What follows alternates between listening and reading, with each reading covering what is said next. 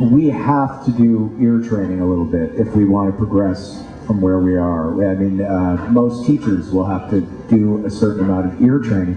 You never really had to do it. It was just inherent. You didn't have to do any ear training at all, it seems like. Well, I probably did, I suppose, but it wasn't something that I sat down and studied. But it was I suppose I just had an ability with music in the same way that some people would have an ability in mathematics or in sport. It was just something that came quite easy to me, and but I understood. I didn't have to have it explained to me. I really understood it from a very early age, and it's why I find it very difficult to teach or to do a workshop, because I find it very difficult to explain my experience, because my experience wasn't like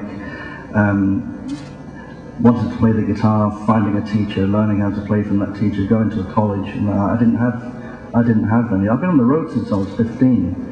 You know, I left school. Well, I didn't leave. I escaped, actually. I just didn't go back one day, and then I was with a band, and I just learned everything I did, you know, being on the road with all these old guys of like 28. I think some of them were way over the hill. They were. Well, actually, there was one of the guys in the band when I was 16. He had his 30th birthday. I remember I felt really sorry for him. I thought, oh man, oh, that's sad.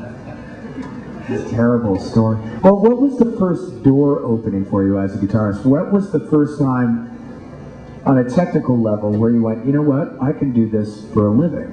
You know, I don't have to get a real job. I can become a guitar player. Can you recall when that happened?